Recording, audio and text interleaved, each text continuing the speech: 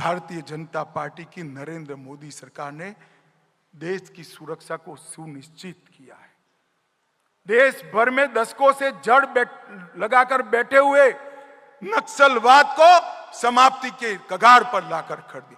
आज मैं आपको कहकर जाता हूं, आप महाराष्ट्र की जनता को बता सकते हैं 2 साल के अंदर ये देश नक्सलवाद से मुक्त हो जाएगा, इसमें किसी को शंका रखने की जरूरत। और भाइयों और बहनों, नरेंद्र मोदी जी ने तुष्टीकरण की जगह सबको न्याय का सूत्र अपनाते हुए देश की सुरक्षा को सुनिश्चित किया है। आतंकवाद को जड़ से उखाड़ने के लिए कई सारे फैसले लिए और मैं इसका साक्षी हूं।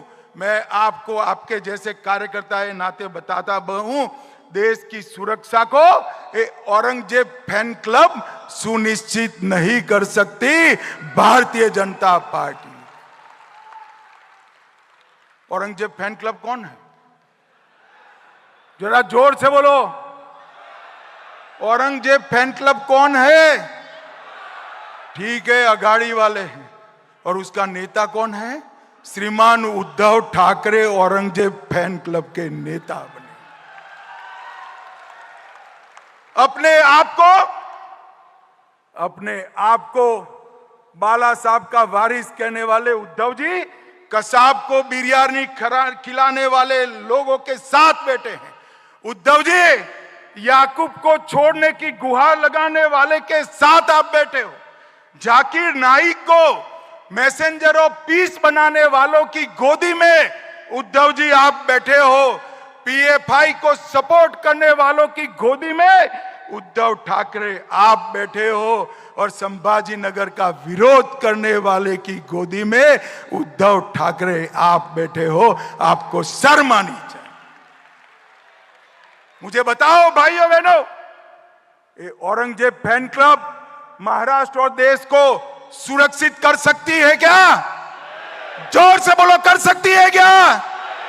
देश को सुरक्षा केवल और केवल भारतीय जनता पार्टी दे सकती है।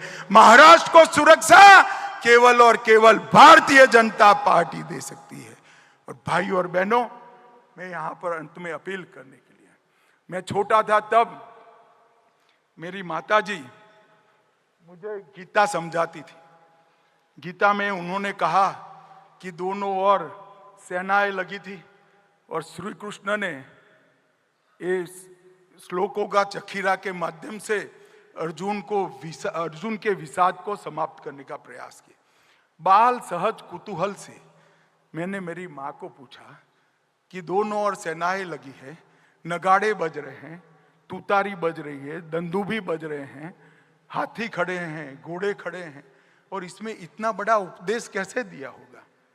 तो मेरी माँ ने मुझे बताया था कि पूरी गीता श्री कृष्ण ने नहीं पढ़ी होगी। शायद श्री कृष्ण ने इतना कहा होगा, अर्जुन स्मृति को तेज करो, जीवन भर मैंने जो उपदेश दिया है उसको आत्मसात करो और धनुष बाण चढ़ाओ और कौरवों का संहार करो।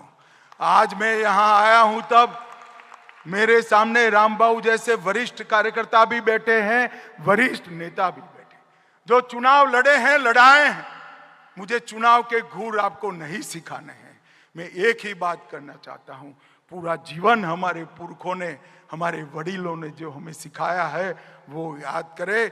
राष्ट्र प्रथम, मुझसे पहले मेरी पार्टी और मेरी पार्टी से पहले मेरा देश, इस सूत्र को हम आत्मसात करें, एकत्र आए, एकजुट हो, परिश्रम की पराकाष्ठा करें और सबसे प्रचंड बहुमत के साथ भारतीय जनता पार्टी के नेतृत्व में एनडीए की सरकार बनाए। मुझे बताओ भाइयों बहनों, प्रदेश भर में गांव गांव, घर घर, नगर नगर, महानगर तक जाकर ये बात पहुंचाएंगे क्या? अरे जोर से बोलो, पहुंचाएंगे? कमल को जिताएंगे, साथियों को जिताएंगे, महाराष्ट्र को सुरक्षित करेंगे, देश को सुरक्षित करेंगे।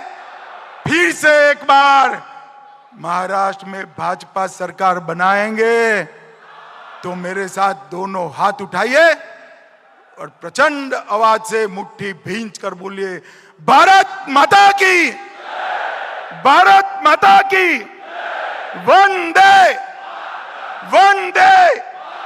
आप सभी का बहुत बहुत धन्यवाद।